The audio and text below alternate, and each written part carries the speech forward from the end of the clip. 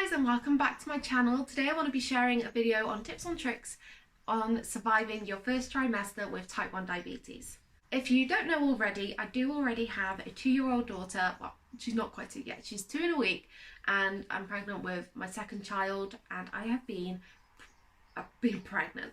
I have been diabetic since the age of 4, so I've pretty much lived with diabetes for my entire life. So diabetes is not something new to me, it's pre-existing, and I've been through most of it with diabetes. So I feel like I know what I'm talking about, but I'd just like to remind you that I'm not a medical professional, I'm just a regular person trying to share my tips and tricks on surviving your first trimester with type 1 diabetes. So at the best of times, diabetes can be extremely challenging with hypos and hypers. With illnesses and sickness comes a new set of challenges, and just like that, pregnancy reciprocates. Pregnancy is a whole different ballgame with diabetes, and yeah, I want to share a few tips, a few things that I've learned along the way from my previous pregnancy and this one as well, because this pregnancy has been completely different, on how I've survived the first trimester and thankfully and luckily so far growing a really healthy baby now and before. So the first thing I want to suggest is you have a really good relationship with your diabetes team.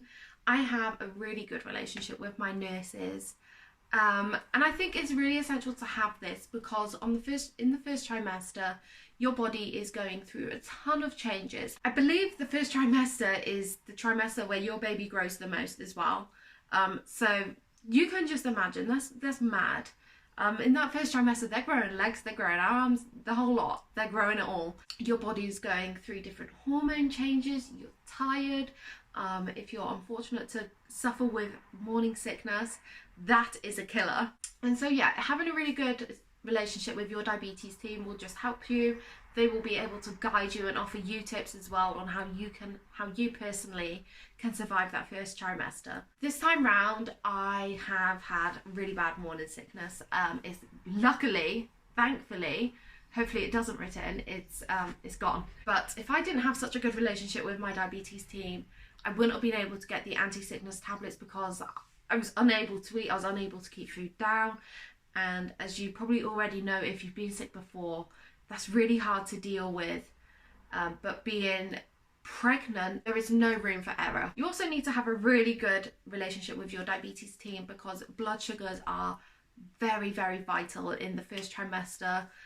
They're vital all the way through your pregnancy, but first trimester, especially preconception, you just need to have such tight control. You need to have really good blood sugars. Because you have to remember, everything you consume, your baby consumes. So if you as a mother are consuming loads of sugar, loads of crap, your baby's consuming that, and then that can bring on deformities as well. And the risk with diabetic pregnancies are stillbirths and larger babies. And so obviously if you're consuming a load of sugar, your baby will get big. So I think that's why they try and tell diabetic mothers to have really good blood sugar control, just to reduce the amount of blood sugar in your bloodstream that's for you and for baby. Another thing I'm going to suggest is to speak to your practitioner beforehand, or even your nurses. They can help as well. You need to be taking a stronger dose of folic acid at the beginning of your pregnancy. Folic acid is essential in just growing a really healthy baby. It prevents deformities and abnormalities on the fetus. What I've personally done, and I do not recommend this is just what I've done. Preconception, I've always taken shop bought folic acid. What I've always done, and I'm not suggesting this in any way, but I just want to tell you my story, is prior to conception and initially that finding out, is I've always bought a shop bought folic acid supplement, and that's always been adequate enough, I believe, for the very, very beginning.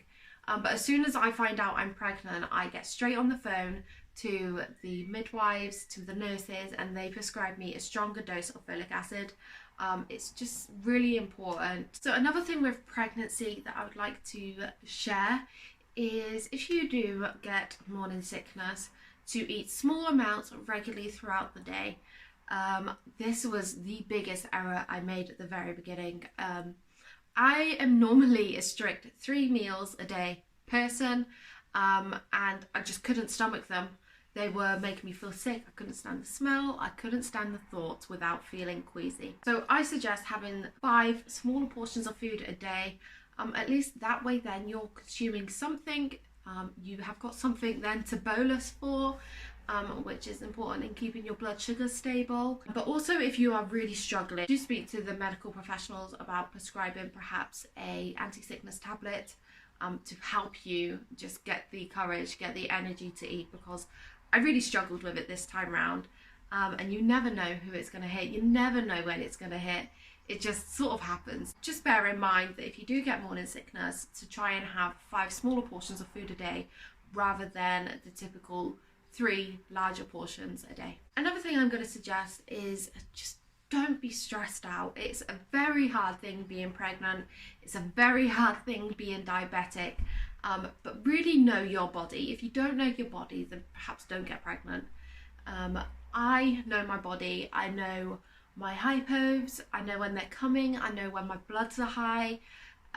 Know when I'm feeling rough. I know when I'm not feeling too well. I just know what to do with my body in different situations. Know how you yourself react to certain things like illnesses, hypos, hypers. They're all going to happen in the first trimester. So really know your body. It will just reduce the amount of stress you feel like you're under. Diabetes in no way should be something that stops you from even thinking about conceiving. Having children, in my opinion, is one of the greatest things, and it just feels like such an achievement being able to achieve a healthy pregnancy, a healthy birth with diabetes. It's monumental. It's absolutely crazy how your body can be going through so much. You can have a disease and still carry a perfectly healthy child and remain healthy yourself. Seek all the advice, all the research as well that you can get from medical professionals, from online, from journals. It's all out there if you look for it. And also perhaps speak to other people that have perhaps been through that situation. If you need to ask me any questions, please leave them down below or go over to my Instagram. I'm always on there. DM me. I will answer as many of your questions as I possibly can. I really hope this video has helped you and given you a bit of reassurance and a bit of advice on how to survive your first trimester with pregnancy. I really hope you've enjoyed this video. So that's all I'm going to say on the topic of a first trimester with diabetes. Otherwise, your first trimester is pretty much the same as a non-diabetic person. You know, it's rough, it's got its waves, but here's my tips as a diabetic on what you can do to make that first trimester a little bit easier. I really hope you've enjoyed this video, but if you have any more questions, please be sure to leave them below or go to my Instagram. I'll leave it across the screen now, and it's also down below in the description. Come over there, message me. I'm on Instagram all the time, and I'd love to help you if you have any questions or would like any advice or just a friendly face to speak to. If you'd like to see more videos like this, or even videos about motherhood and lifestyle and just general life BME, please be sure to hit subscribe, and I'll see you all in my next video. Bye.